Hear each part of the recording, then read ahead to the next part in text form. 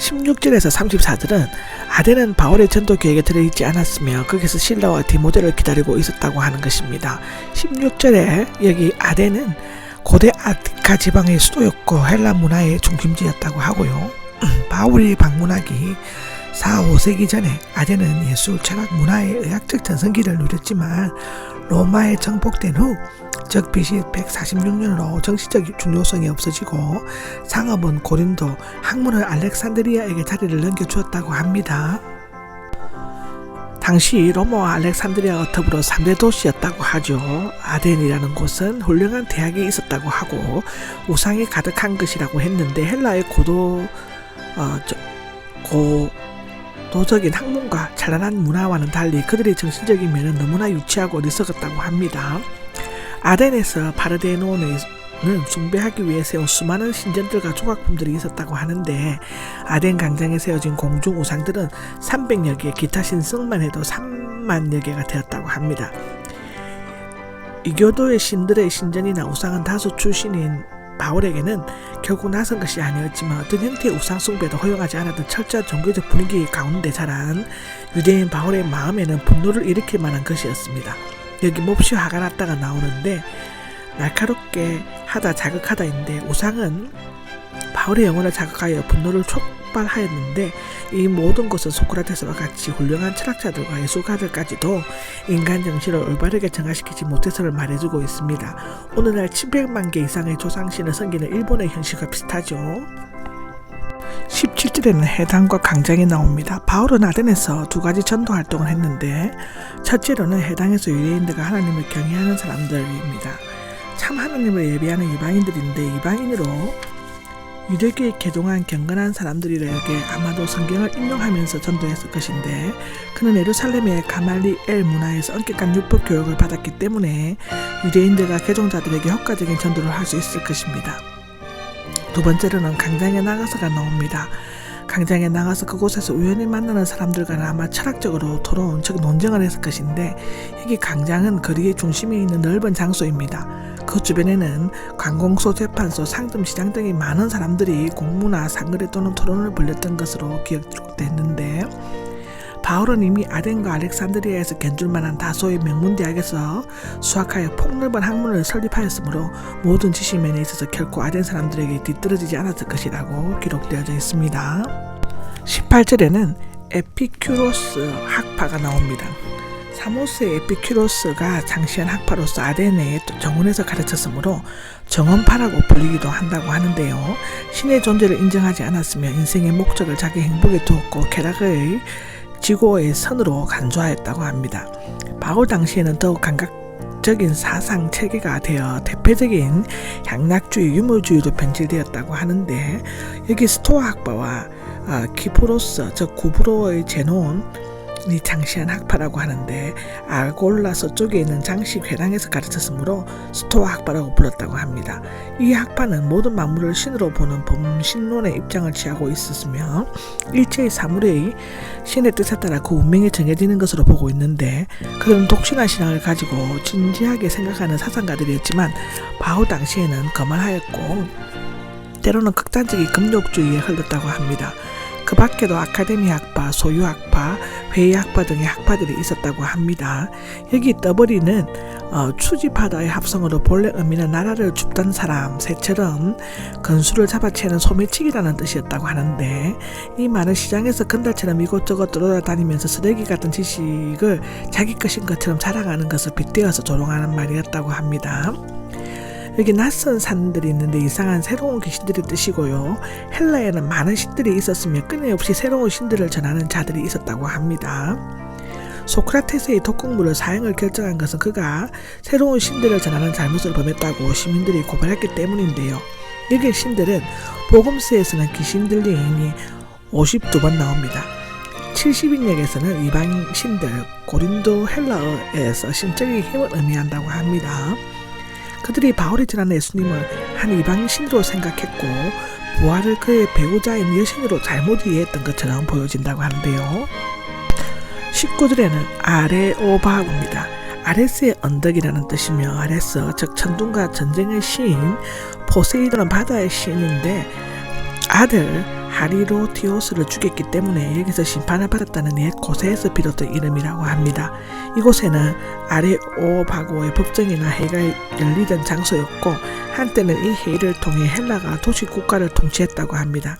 바울 당시에는 종교와 교육, 도서적인 문제에 대해 신문하는 일들이 행해졌는데 그들이 바울을 붙들고 간 것이 재판하거나 신분을 심사하기 위해서였는지 아니면 단지 조용히 대화를 하기 위해서였는지는 알 수는 없지만 분명히 법적인 재판이 아니라 공적인 집회를 위한 것이었다고 기록되어져 있습니다. 20절입니다. 20절에는 무슨 뜻인지 알고 싶소가 나오는데 아덴 사람들은 새로운 것에 대한 강한 호기심과 학문에 대한 강한 지식욕을 가지고 있었는데 이런 성향은 헬라 문화를 꽃피우게 한 밑거름이 되었습니다.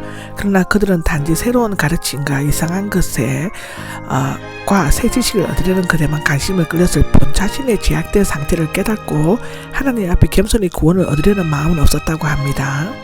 21절을 보면 보다 더 새로운 것이 나오는데 비교급이며 문자적으로 무엇인가 새로운 것인데 새 것보다 더 신선한 것, 가장 최근의 것을 의미한다고 합니다. 이것은 바울 당시 아덴의 현실에 있는 그대로 묘사해주고 있는데 유명한 웅변가 디모스데네스는 우리 아덴 사람들은 무엇인가 광장에 좀 더 새로운 것이 이야기되고 있는가 하여 물어본다 하고 말하고 있는데 그런데 새 것을 간망하는 아덴 사람들은 끓는 냄비처럼 새 것의 꽃실정을 느끼고 식어버리는 것 같습니다. 22절에는 바울이 말했다가 나오는데 바울의 연설의 어조가 법정상의 변호를 거리가 멀고 또한 재판 진행에 관한 암시는 없는 것을 보면 아레오바고의 집회는 비공식적이었던 것 같고 바울은 이상한 호기심을 가진 청주들 앞에서 그리스도에 관한 복음을 전파할 수 있는 초료의 기회를 얻었습니다. 매우 종교적인 사람들입니다인데 이 미성이 강하다, 너무 미신적이다 보다는 대단히 종교적이다가 더 나은 해석이라고 하는데 물론 두 가지 뜻이 다 있지만 바울이 청중들의 기분을 상하게 하거나 몰고 줄 목적으로 말했다고는 볼 수 없습니다. 그런데 아덴 사람들은 칭찬하고 있는 것도 아니다. 사실상 바울은 우상을 보고 화가 났지만 최대한 그 감정을 가라앉히고 그들이 우상에 대해 신앙심을 깊다는 정도의 뜻으로 말하고 있는 것입니다. 23절입니다. 알려지지 않은 신에게가 나오는데 여기서 단수형은 복수형 신들일 것이고 에피메니데스 BC 6세가 아덴시를 질병에서 구해내었을 때 많은 신들을 모시면서 혹시 빠진 신이 있지 않을까 하는 두려움과 감사하는 마음이 표시되고 알려지지 않은 신에게를 서서 모셨다는 말이 있습니다. 2세기의 지리학자 바우사나아스는 아덴으로 가는 길에 이름을 잊고 알지 못하는 신들의 재단이 있었다고 전하고 있습니다. 바울은 헬라인들의 막연한 신간을 접촉점으로 삼아 성경을 계시하고 있는 창조, 구속, 부활의 심판을 제시하고 있는데 바울의 설교는 크게 세 부분으로 나눌 수 있는데요. 바울의 설교에서 첫 번째로는 올바른 신간, 즉 만물의 기원을 정립하고 있는 것인데 24절에서 26절에 나옵니다. 첫째로는 하나님은 우주와 그 안에 있는 모든 것을 창조하셨고 하늘과 땅의 주인이시다가 24절에 나옵니다. 범신론적인 스토아 학파들과는 전혀 현저히 다른 인격적인 창조주이신 것인데 헬라인들은 인간의 상상에 따라 제멋대로 자신의 신들을 만들어내고 건물이나 조각에 새겼다고 합니다. 그러나 하나님은 인간에 의해 만들어진 분이 아니며 사람이 만든 신전에 들어가서 예배를 받거나 살지 않으시며 사람들의 손으로 섬김을 받지 않으신다고 25절에는 말하고 있습니다. 헬라인들은 신에게도 거주할 집과 먹을 양식이 필요하다고 생각해서 신전을 짓고 제물을 바쳤는데 모든 사람에게 생명과 호흡을 모든 것을 주시는 분이다라고 한 것은 한 사람 즉 아담으로부터 인류의 모든 민족을 반드시어 온 땅 위에 살게 하시고 그들이 살아갈 일정한 연대와 거주할 경계를 미리 정해주셨다라고 에피큐로스 학파는 만사가 우연에 의해 좌우된다고 보았으며 헬라인들은 자신들이 가장 우수한 민족이라고 생각했습니다. 27절에서 30절까지는 하나님과 인간과의 관계, 즉 만물의 본질을 밝히고 있는데 바울은 만물의 본질과 의미에 대해서 말하면서 하나님과 인간 관계를 언급하였습니다. 첫째로는 인간은 인격적인 지고의 하나님의 창조물이기 때문에 하나님을 찾아야 한다고 27절에 말했죠. 원래 하나님께서는 만물과 인간을 지으실 때 저마다의 위치와 존재를 부여해 주셨는데 특히 인간은 생명을 받은 존재로서 하나님과 신령한 교제를 나누며 그분의 섬기는 특권을 부여받았습니다.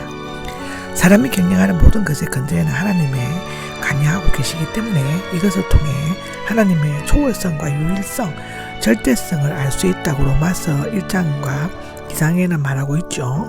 또한 하나님의 실체는 사람이 만든 우상이나 그 제단에 예배함으로써 파악되는 것이 아니라 우리 옆에 가까이 계시기 때문에 혹 더듬어 찾아보면 찾을 수 있다는 것입니다.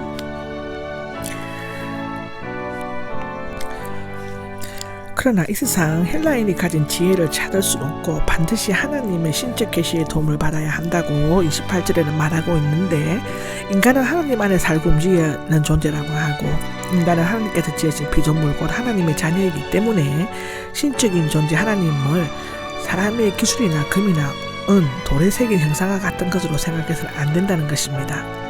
앞에 인간은 존재한다는 그레데미 해피메니데스에서 인용한 것이고 뒤에 하나님의 자녀는 스토아 철학자 아라투스와 아소르의 클레안데스의 시에서 인용한 것이라고 하는데요. 바울은 유일신 하나님을 논중하려는 과정에서 참고 자료로 헬라 시민들의 말을 인용한 것은 인간의 생이나 유교적인 사상의 성과를 부분적으로 인정한다고 볼 수 있습니다. 그들은 어느 정도 통찰한 바와 같이 인간은 하나님의 자녀여 피조물이므로 하나님은 인간과 같은 영역이나 차원에서 지급하거나 피조물을 우상화하는 것은 잘못된 일이라고 말하고 있는 것입니다.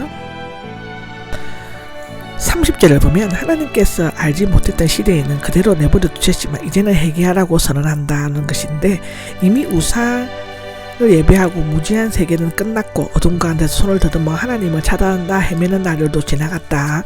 이제는 예수님께서 오심으로써 복음을 통해 참빛 계시가 전 세계 사람들에게 전해졌으며 그로 말미암아 사람들에게 유일신 하나님께 회개할 것이 요구되어졌다는 것입니다. 이미 사람들은 이 복음을 들었으므로 핑계할 수 없으며 다만 값없이 주어진 하나님의 용서와 구원을 받아들여야 한다는 것입니다. 31절에는 하나님의 심판 즉 만물의 종말이 있으므로 회개해야 한다는 것인데 우상 숭배는 사악한 죄를 계속 저지르는 한 그들은 이제 정죄를 당하고 다가오는 하나님의 공의로운 심판을 피할 수가 없게 되는 것입니다.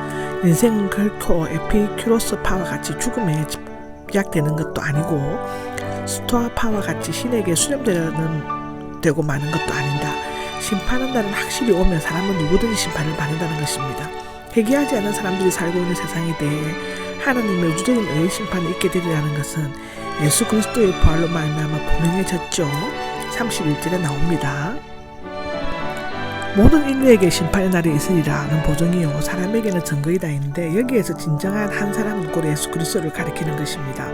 하나님께서 예수 그리스도를 이 세상에 보내신 것은 이 세상 심판받을 것과 장차 올 일정한 날이 있을 것을 알리기 위함이었는데 결론적으로 바울은 우상 숭배의 헛됨을 지적하고 회개를 촉구했으며 구속 주요 재림주이신 예수 그리스도를 증거하고 믿을 것을 권고하고 있습니다. 32절에는 죽은 사람들이 비웃었지만이 나옵니다. 바울의 설교가 끝나자 대부분의 아대인들은 사늘한 반응을 보였고 특히 부활에 대한 이야기를 듣자 비웃었습니다. 헬라인은 불멸을 믿었지만 육체의 부활은 부인했으며 유대인들은 부활보다는 불멸을 확신하였습니다. 그런데 기독교는 두 가지를 다 믿고 확신하였습니다. 어떤 사람도 다시 듣고 싶소라고 말했지만 자리를 뜨기 위한 핑계에 지나지 않았다고 합니다. 34절에는 디오누시오가 나오는데 소수 결신자 중 디오누시오는 아레오바 12인 재판장들 중 한 사람이었다고 합니다. 역사가 유세피우스는 그가 최초의 아덴 교회 감독 그 후 고린도 교회 감독이 되었다고 도시메아 항제 때 AD 95년에 순교했다는 기록을 가지고 있는데 이게 다마리는 낮에 강장이 있었고 아레오바고까지 온 것을 보면 교육받은 고급 창기일 것이라는 견해가 있지만 교양 있는 외국인 여성이나 경건한 이방인일 수도 있으며 아덴 교회에 잘 알려진 여자였을 것으로 추측되어집니다.